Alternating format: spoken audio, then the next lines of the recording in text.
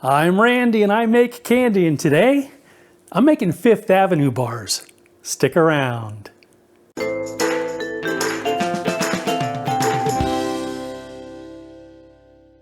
Greetings, my confectionery compadres, and welcome to Randy Makes Candy, where I help you make tasty treats that people love to eat.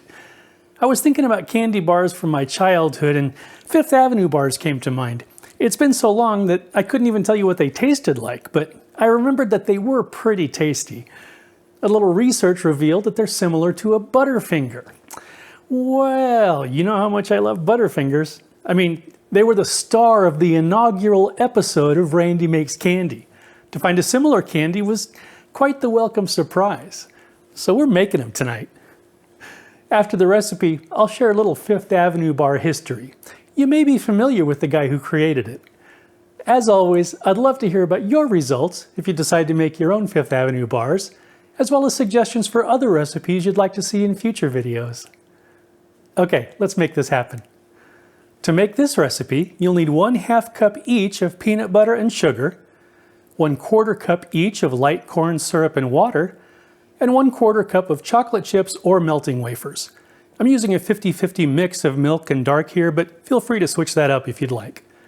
You'll also need a couple of bowls, a candy thermometer, a zip-top bag, a 4x4 pan, a saucepan, a spoon or spatula, some SilPat parchment or waxed paper, and a cutting board. Okay, let's make some candy. Grease a 4x4 baking pan and line it with greased parchment or waxed paper.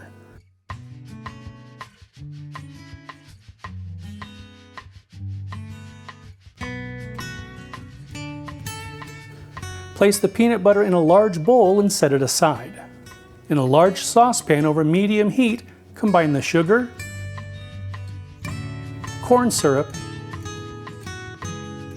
and water. Bring it to a boil, stirring constantly. Place a lid on the saucepan for a few minutes to wash down the sides of the pan. Insert a candy thermometer and cook until the mixture reaches 300 degrees Fahrenheit, stirring constantly.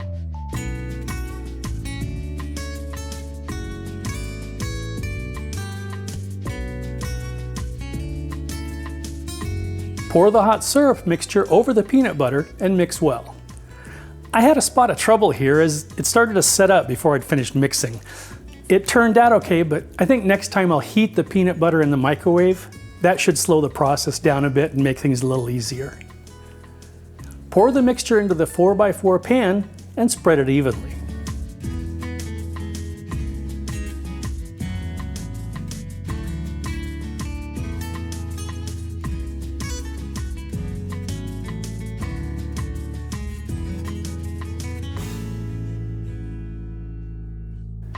Once it starts to set, score it with a sharp knife.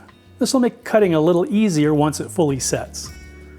When the candy is cooled completely, remove it from the pan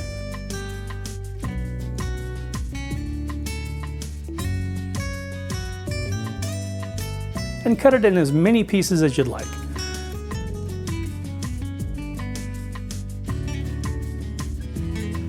Or don't cut it at all and have a giant Fifth Avenue bar. Who am I to judge?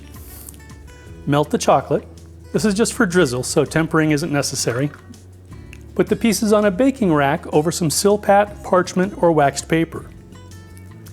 Place the melted chocolate in a zip-top bag, pipe it over the candy bars, and leave them until the chocolate is set.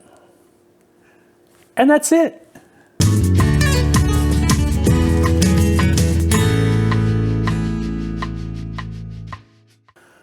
Okay, let's have a taste. Slancheva.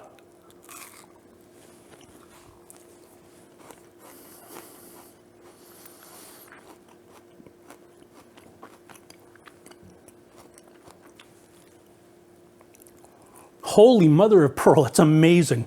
That's more like a Butterfinger than the Butterfingers I've been making for years. It may be more like a Butterfinger than an actual Butterfinger. The crunch is perfect. It's light and flaky. The chocolate peanut butter combo is delightful, as always. I think I've just retired my Butterfinger recipe. Do I need to say that you really ought to try these? The Fifth Avenue bar was invented by William H. Loudon in 1936. If that name sounds familiar, it may be because you've had a Loudon's cough drop. In addition to the Fifth Avenue bar, Mr. Loudon invented the menthol cough drop. If you enjoyed your time here in the Candy Kitchen, please like, share, and subscribe. Thanks for sticking around, and I hope you'll join me next time.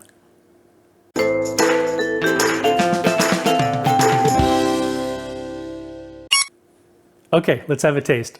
Slunch it.